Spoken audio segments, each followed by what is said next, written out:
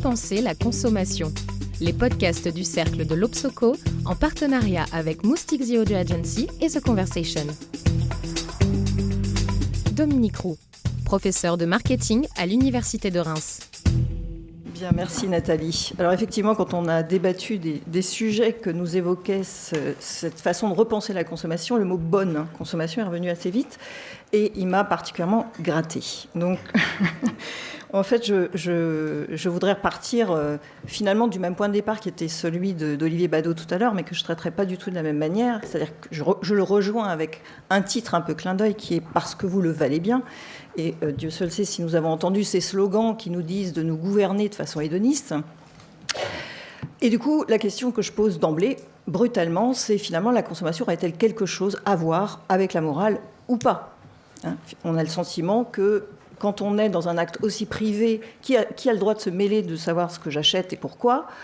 À part les algorithmes peut-être, finalement, pourquoi poserait-on cette question de la morale ou de la bonne consommation ? Alors je prendrai juste une toute petite définition de la morale pour qu'on resitue quand même ce que c'est, que j'emprunte à Paul Ricoeur, et qui dit au fond c'est une série de normes, d'interdictions, d'obligations à caractère universel et contraignant.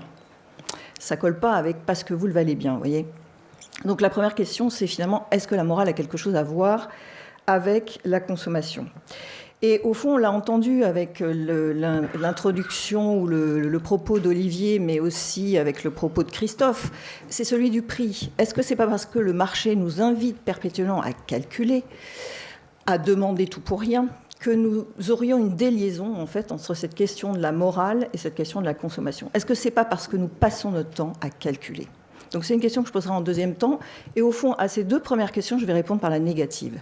Non, il n'y a pas de morale ou de consommation sans morale. Et non, le calcul n'est pas une opération différente de celui que l'on emploiera dans le terme « valuer », c'est-à-dire ce qu'il vaut, ce à quoi on accorde de la valeur.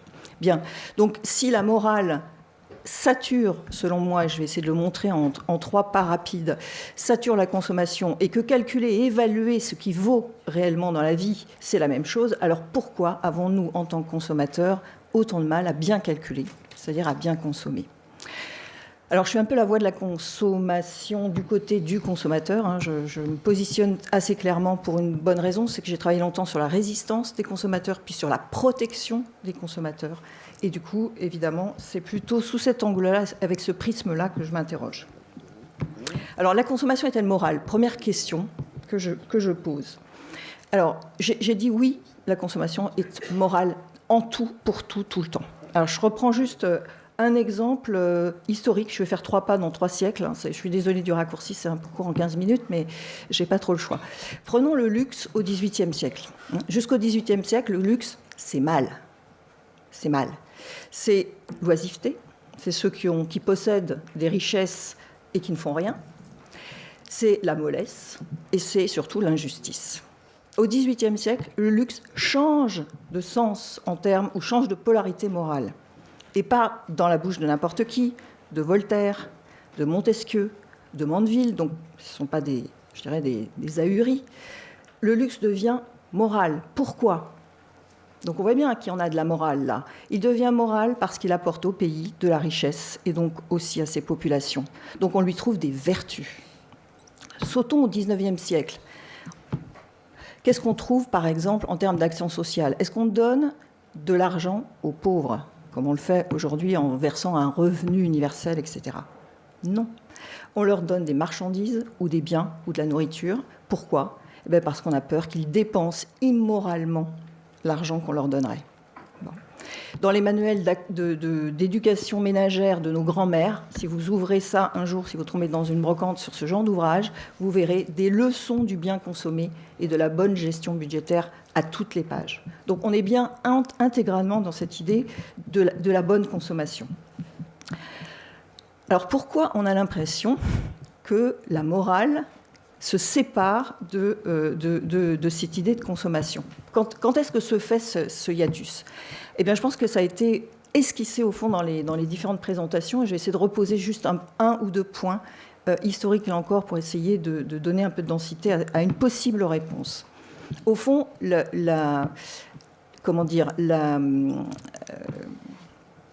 je cherche le mot qui me convient le mieux là. Le vrai problème commence quand l'économie se développe au XVIIIe siècle, en réalité. Pourquoi le luxe devient vertueux ?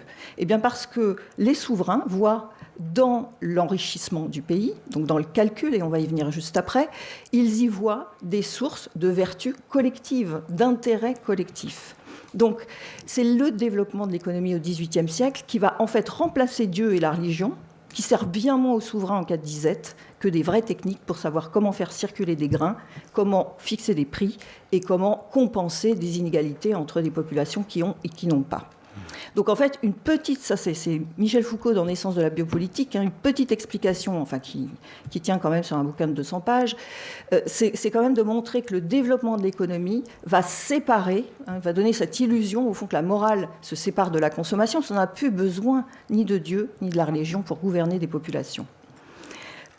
Du coup, ça introduit la notion du calcul. Ce qui devient très important, c'est de calculer. Et du coup, ça m'envoie vers ma deuxième question. Est-ce que le calcul, finalement, sépare définitivement la morale de la consommation ? Alors, il y a aussi un principe économique qu'il faut garder en tête et qui est très important, c'est l'auto-limitation de l'État, qui ne va que croissant.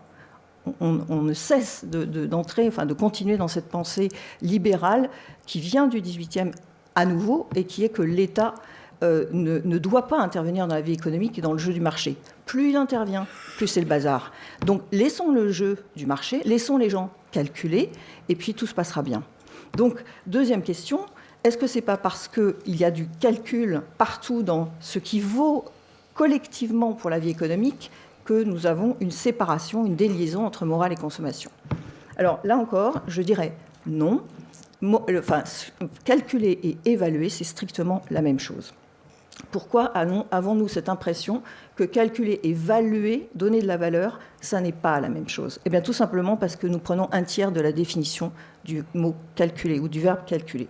Donc, je vais reprendre le Larousse. Je suis avec mes petites définitions du Larousse. Nous, on a appris à l'école que c'était faire des opérations sur des grandeurs mesurables. Voilà, c'est tout ce qu'on a en tête et c'est ce qui nous est resté. Mais en réalité, calculer, c'est aussi évaluer quelque chose, dit Larousse, l'apprécier, le déterminer par la pensée ou le raisonnement. Je calcule mes chances de vous convaincre. C'est aussi prévoir, préparer, combiner, parfois même jusqu'à la parcimonie. Quand je dis « je calcule mon effort », je m'économise. Donc calculer, ce n'est pas simplement faire des opérations mathématiques ou arithmétiques sur des grandeurs. C'est aussi, et là je reprends une magnifique définition qu'a donnée la sociologie économique sur ce plan, le calcul commence en établissant des distinctions entre des choses ou des états du monde. Bien, donc je peux établir des distinctions entre grandeurs mesurables, je peux aussi faire rentrer dans cette distinction des états du monde des grandeurs qui ne sont pas convertibles immédiatement en éléments économiques ou arithmétiques. Alors mettons en regard de cette définition, donc établir des distinctions entre des choses ou des états du monde, la façon dont une théoricienne de la consommation, une des premières, qui s'appelle Hazelkirk, dit en 1923. Elle dit « Le problème de la consommation, à la fois comme processus individuel quotidien et comme processus économique collectif, est fondamentalement un problème de choix, de sélection entre des valeurs. » Donc elle dit la même chose que la sociologie économique contemporaine. Et on ne peut pas dire que c'est autre chose qu'un problème de morale qu'elle définit. Alors cette réalité de la morale calcul-valuation, qui est pour moi la même chose, on la voit partout. Enrico Cola l'a illustré, je ne sais plus où il est là, dans l'approche de la responsabilité sociale, d'une part, du côté des entreprises, mais aussi de la consommation durable de l'autre. Je prends juste un exemple aussi. Quand un consommateur refuse d'acheter Danone parce que l'entreprise a licencié, a fermé une usine, donc licencie des salariés, ce n'est pas un problème de goût de biscuit ou de prix du biscuit. C'est que mon consommateur de biscuits, il est concerné par des valeurs sociales ou de solidarité sociale qu'il exprime à travers son refus d'acheter. On en a partout des exemples de ce type. Les cosmétiques qui disent ne pas faire de tests sur les animaux sont bien choisis parce que justement elles valuent ou elles mettent en tout cas dans leur offre commerciale une valeur, une grandeur que les consommateurs sont prêts à payer. Bon, et il y en a à foison. Alors la question à laquelle je viens, c'est la troisième et dernière, c'est pourquoi avons-nous autant de difficultés en tant que consommateurs? Pourquoi est-il si difficile de bien calculer ou bien consommer? Donc je vais dégager en tout cas de ce débat deux positions qui me paraissent totalement stériles. La première, qui est assez connue du côté de l'entreprise, qui est de dire les consommateurs sont volatiles, sont ingérables, unmanageable, comme disait Gabriel Elang en 1995. Donc, en clair, on peut rien en faire. Hein, c'est plutôt des empêcheurs de tourner en rond. Bien sûr que non.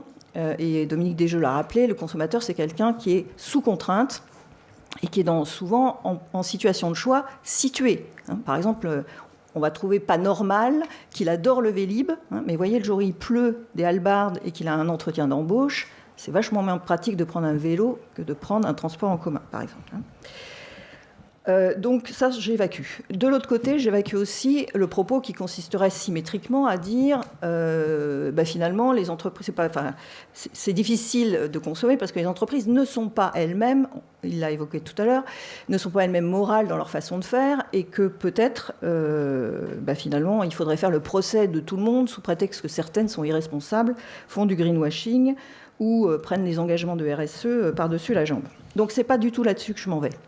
C'est sur trois types de difficultés qui me paraissent assez insurmontables au fond dans nos problèmes de calculation. Première difficulté, c'est l'impossibilité du tout moral. Ce que j'appelle par là l'impossibilité du tout moral, c'est quand on veut bien consommer, on ne veut transiger sur rien. En clair, on demande à faire des choix qui, à un instant T, rendent des propositions ou des grandeurs ou des valeurs morales souvent inconciliables dans le même choix ou la même décision. Je donne un exemple. Je suis une écologiste radicale, par exemple, et je décide de ne plus avoir de voiture. Très bien. Si nous étions tous à faire le même calcul ou à évaluer cette dimension-là au même moment, de la même manière, l'industrie économique automobile s'effondre. Voilà, nous ne pouvons pas concilier tous au même moment de faire un choix collectif qui évidemment va créer des problèmes en termes de solidarité sociale. Donc au fond, ça renvoie en l'occurrence l'écologiste et je dirais le salarié dos à dos.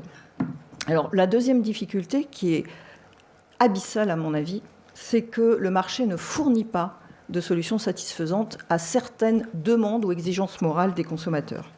Alors je vais prendre un exemple qui existe aujourd'hui, mais avant qu'il existe, c'était bien l'équation qui a fait que cet exemple en est venu à se développer.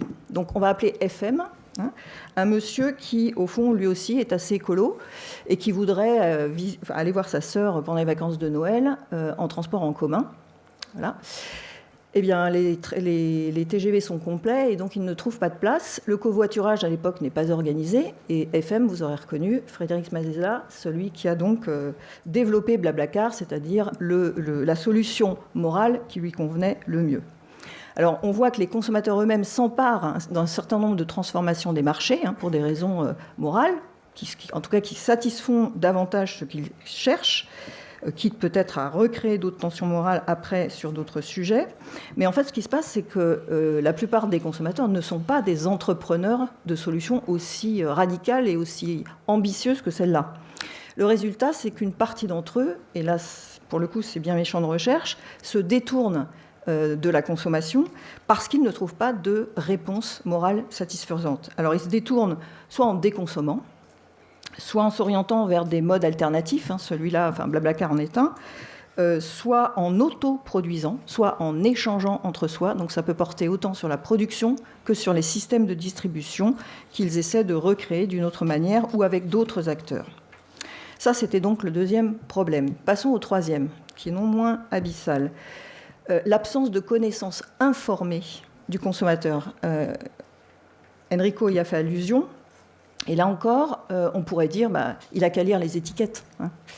Oui, il passe en fait entre 25 et 100 millisecondes à lire une étiquette alimentaire. C'est une étude qui a été faite dans un projet européen qui s'appelle Flabel sur 37 000 produits alimentaires. 25 à 100 millisecondes. Bon, c'est bien de lui jeter la pierre, mais s'il faut qu'il passe sa journée dans un supermarché pour regarder toutes les étiquettes auxquelles il ne comprend rien, évidemment, on sent bien qu'il y a une petite limite à la préconisation. Alors, ce n'est pas le seul problème qu'il y a derrière cette histoire de connaissance informée, et là j'arrive sur des choses un petit peu plus désagréables, probablement pour les offreurs. C'est que les offres, ils sont cadrées. Il fait l'objet de ce qu'on appelle des effets de cadrage, on connaît ça en marketing, c'est-à-dire une façon de lui présenter l'offre, évidemment qui met l'accent sur certaines propositions morales, et notamment le prix. On a beaucoup mis l'accent sur cette fameuse valeur prix et sur le calcul, mais surtout en excluant de ce qu'on lui présente et du cadrage des externalités négatives dont on ne va pas lui parler. Alors je prends là encore un petit exemple qui me touche beaucoup. J'ai un poissonnier de supermarché qui se targue de m'offrir des prix hyper compétitifs toute l'année, donc parfait, il remplit mon tout pour rien. Et en plus, me dit-il, je peux faire vivre des populations de pêcheurs puisqu'il a son propre armement et que du coup, il satisfait, si je l'avais derrière, une exigence sociale qui est de faire vivre du monde. Par contre, ce qu'il oublie de me dire, c'est comment on peut estimer l'extinction des espèces puisqu'il fait du chalutage en eau profonde. Voilà. Alors l'enseigne en question s'est engagée pour 2025 à cesser ce chalutage en eau profonde. 2025, c'est en près de 10 ans. Et pour l'instant, sur l'étiquette, il y a bien marqué l'économie que je fais, il y a bien marqué le prix, il n'y a pas marqué l'effet de cette externalité négative dont il évite évidemment de me parler. L'autre opération de cadrage qu'on voit souvent aussi, c'est de créer de la distance émotionnelle. Alors, on crée beaucoup d'émotions, mais on crée aussi beaucoup de distance, justement pour le désengager de la morale.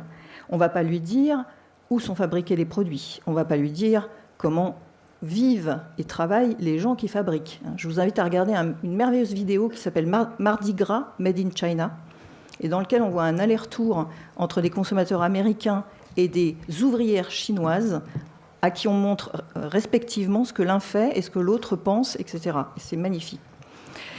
Donc on ne va pas lui dire comment les animaux sont traités. Vous voyez, et je prends une petite anecdote qui m'est arrivée dans un amphi que je surveillais il n'y a pas longtemps. Je me retrouve avec une collègue qui est juriste de l'environnement et qui me dit, parce qu'on avait juste le temps de se croiser dans les allées pour se dire tu travailles sur quoi, et elle me dit je regarde surtout les vêtements des gamins et les cols en fourrure qu'ils ont sur leur capuche. Je lui dis chouette, mais c'est du synthétique, hein. Et elle me dit non, c'est plein de poils d'animaux, ils ne le savent pas, moi non plus.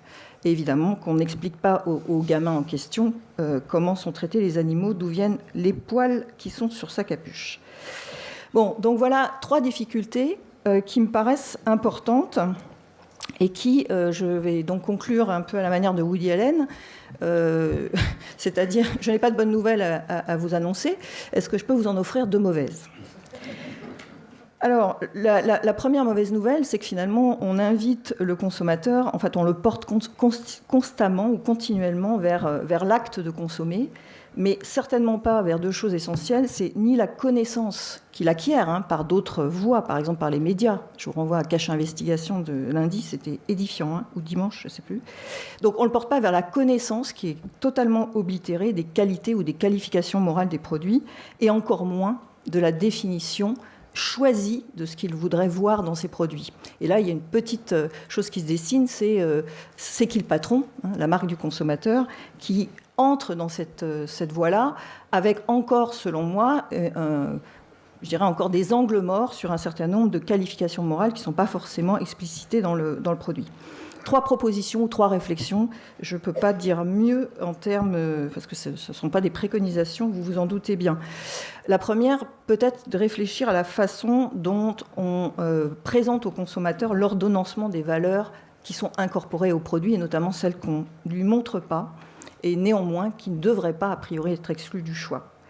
L'autre, c'est sur la transparence des processus de production, dont je viens de parler avec mes poils de bestiole, avec une tendance qui se dessine et qui méritera vraiment d'être regardée avec attention et surveillée le cas échéant, c'est ce qu'on appelle le flawsome. C'est très joli, le flawsome. C'est flow, le défaut en anglais, et some, handsome, séduisant. On est séduisant en racontant qu'on n'est pas parfait. C'est ce que vous dit Mythique, venez avec vos imperfections, ou McDo, voilà, venez comme vous êtes. Bien. Donc, ces entreprises qui commencent à dire nous savons que moralement tout n'est pas excellent ou tout n'est pas abouti, mais nous réfléchissons à des voies d'amélioration, peut-être est-ce une façon de partager avec le consommateur aussi une idée d'amélioration continue. La troisième voie, et ce sera la dernière, c'est de rendre vérifiable, enfin de fournir au consommateur, ce qui n'a pas aujourd'hui, des modalités de vérifiabilité des allégations morales. Voilà, c'est probablement ce qui lui manque le plus. Et je terminerai en disant, en faisant écho sans doute à ce qui a été dit tout à l'heure, et notamment, je pense, par Christophe Benavent, que tout cela a l'air de refermer le dialogue moral entre les entreprises et les consommateurs. Dans mon esprit, il n'en est rien. Il me semble que c'est un problème éminemment politique au sens de gestion de la cité, au sens de choix que nous devons faire pour le bien commun et pour lequel il manque, et là je me retourne à nouveau vers les sociologues de l'économie comme Bruno Latour notamment, qui militent pour un parlement des choses. Les choses, c'est les sujets, c'est les problèmes que nous avons à régler. Il n'y a pas de parlement des choses, il n'y a pas d'instance de débat collectif sur les problèmes que nous avons à résoudre, sur les décisions qu'il faudrait prendre, et rapidement dans certains domaines, et surtout sur les risques collectifs qui y sont associés. Il n'y a pas non plus, à mon sens, suffisamment d'espace de représentation de l'ensemble des porte-paroles de la consommation. Alors certainement pas que les humains, c'est-à-dire les consommateurs et les firmes, mais aussi les non-humains et mes petits poissons dont je parlais tout à l'heure. Merci de votre attention. Le colloque n'aurait pas eu lieu sans le soutien de l'ESCP Europe, du Master Métier des études du Conseil et de l'intervention de l'Université Paris Diderot et du groupe La Poste. Il est dédié à la mémoire de Michel Enochberg, professeur d'économie à Paris-Ouest et membre du cercle de l'Obsoco depuis sa création.